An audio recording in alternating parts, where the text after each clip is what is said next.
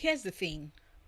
Of all of William Shakespeare's work that I absolutely adore, the one I detest, loathe with every ounce of my being, has to most likely be The Taming of the Shrew. You see, I hate that word, that term, shrew. It only ever applies to women and only ever applies to women who are gregarious in their voice and approach, maybe a bit arrogant or a lot arrogant.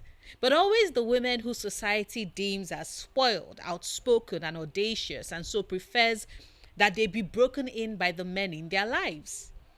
Like horses. I hate it. Absolutely detest it.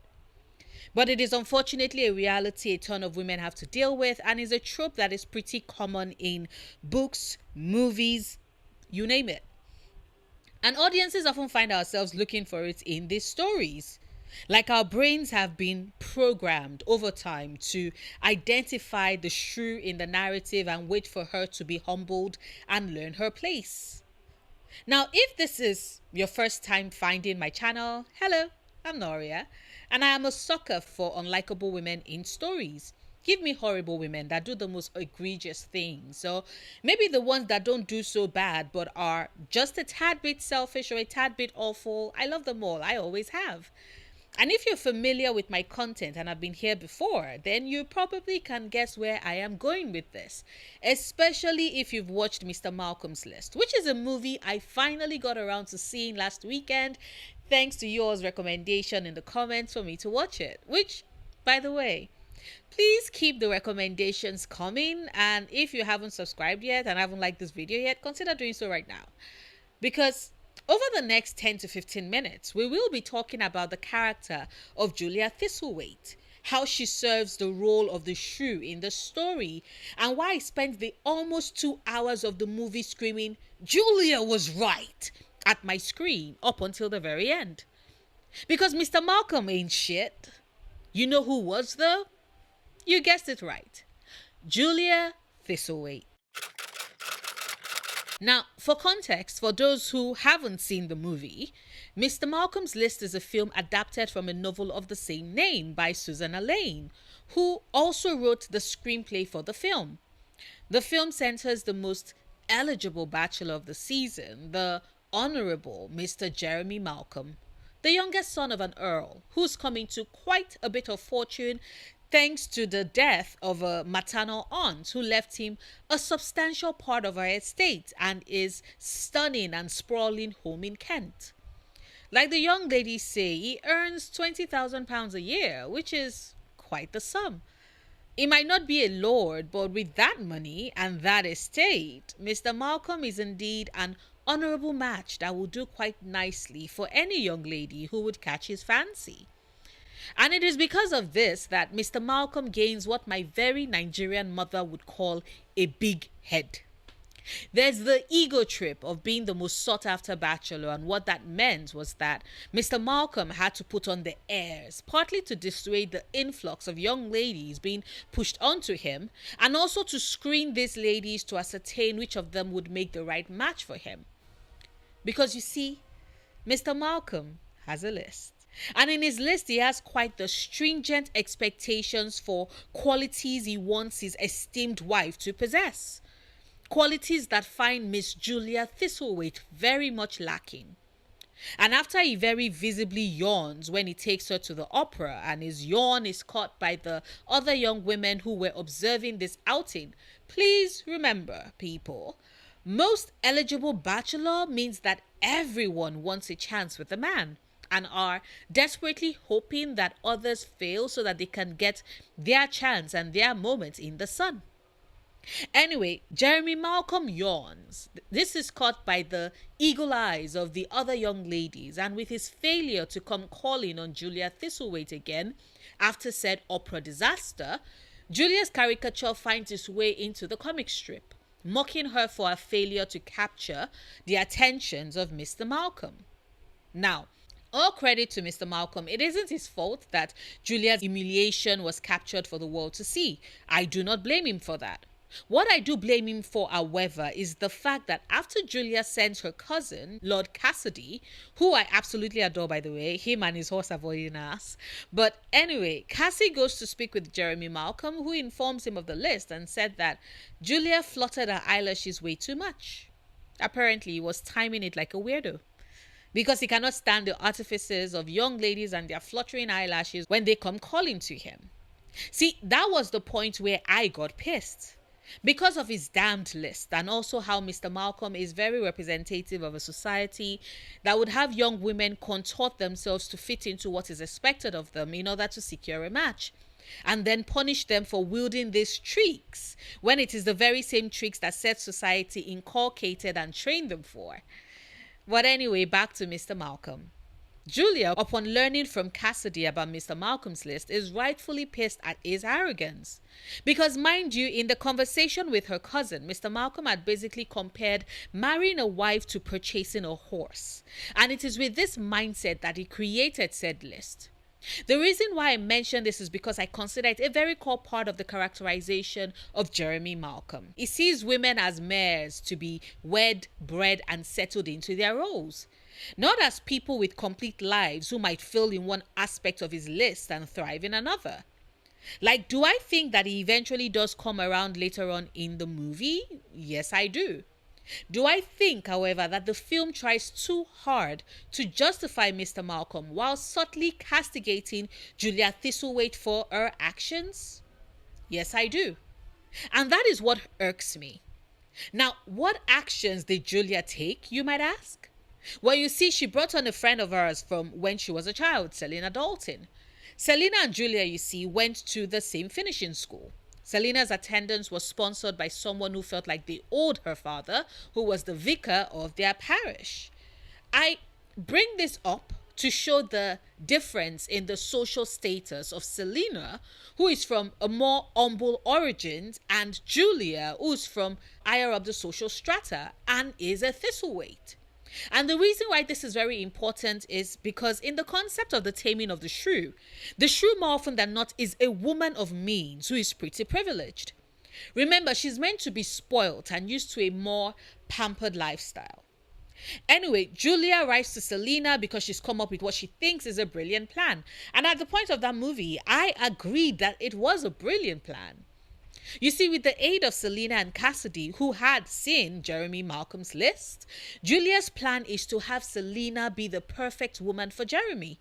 One who is in perfect alignment to his list, which would have Mr. Malcolm fall for Selena and decide to confess his feelings to her, at which point Selena would then spurn Mr. Malcolm and tell him that she has her own list for what her husband would be, and Mr. Malcolm falls short of her expectations. It is childish, it is silly, but I personally felt it spoke to something central about Julia's character. Julia Thistlewaite is understandably pissed at the double standards of Mr. Malcolm. He dares to treat the women of their society like they are horses prancing around for him to select, creating such high expectations for these women. They must be handsome and also fashionable. They must be intelligent but also be brilliant artists or musicians. They must be altruistic, be knowledgeable, not a dull conversationist, charming with a forgiving nature. Plus, they must have relatives that can be brought out into high society, esteemed, genteel relatives, and no one that would bring them shame. Which, side note, I still cringe every time I remember the absolutely butchered Yoruba that was Dirusu's attempt at saying a very popular proverb.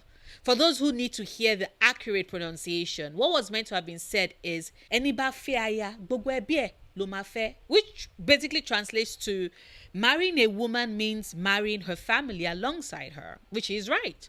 But in all of this list of his, there's never any consideration for what his future wife would want and if he meets the qualification.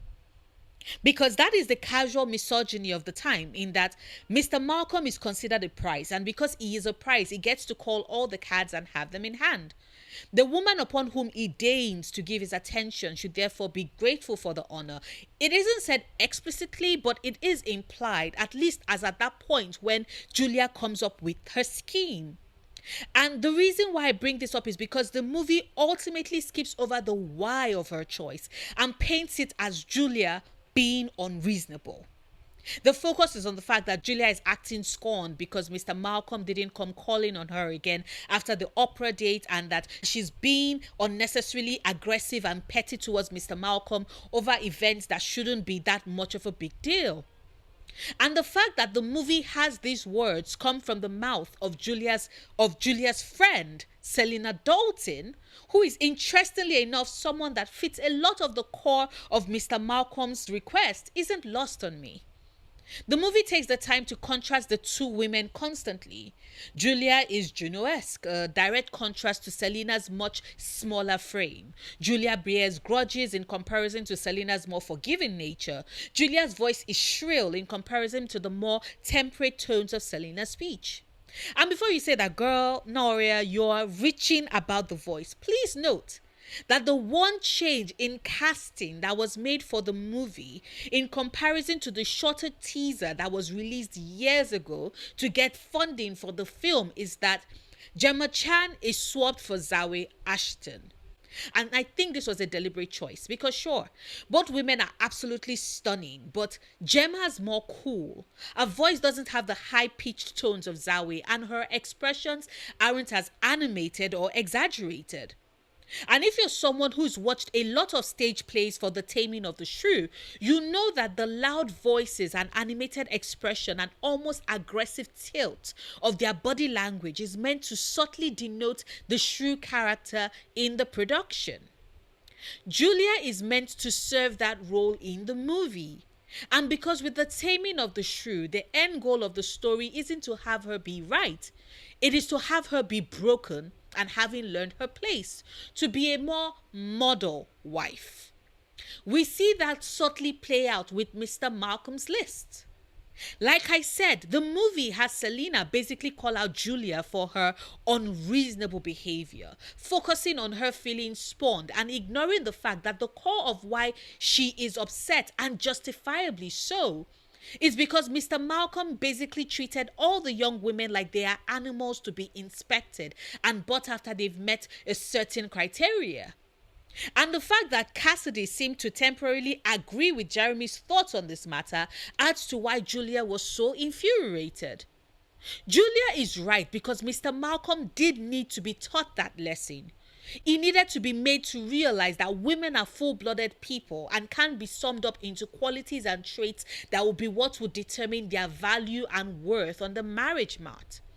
He needed to get a taste of what it feels like to be judged and found wanting, because that is basically what he had done to every other young woman at that point. And yet, everyone in Julia's life at that point, her cousin and her best friend, are instead making her look unreasonable and ill-tempered for wanting that outcome.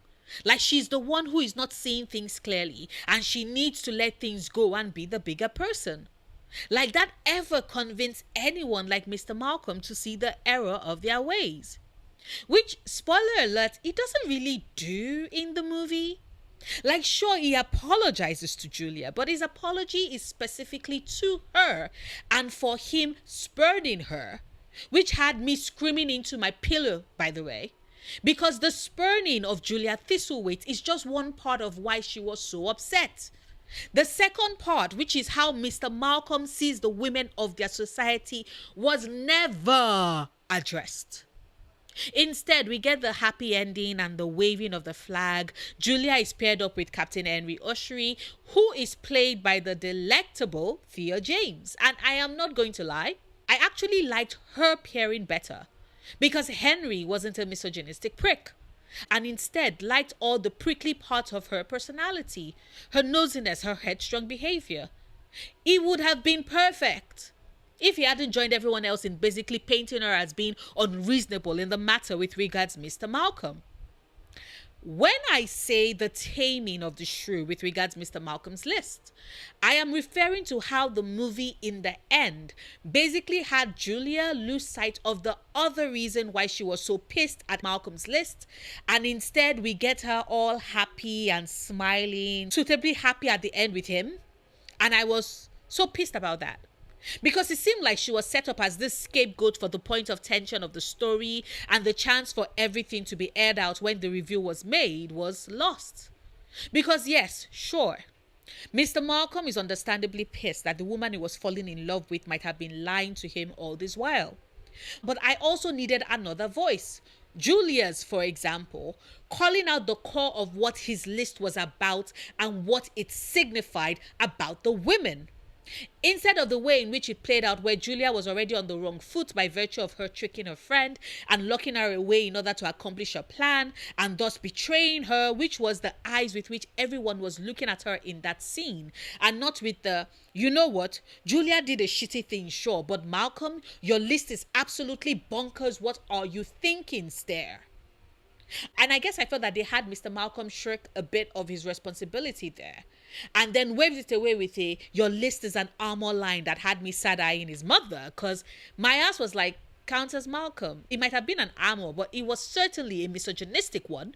Don't let him forget that just because he's your son. But hey, that's just me. Would love to hear your thoughts, of course, whether or not you've seen the movie. And it might seem like I didn't enjoy the film, but please know that I actually had a swell time with it. Plus, all the pop-up cards that serve as the epilogue as the credits were rolling were so damn cute. Hit the like button if you've watched this far and haven't done so yet. Share this video if you want. Support me on Patreon if you can. And until tomorrow's video, do remember, obsessing over the things you love, perfectly valid coping mechanism.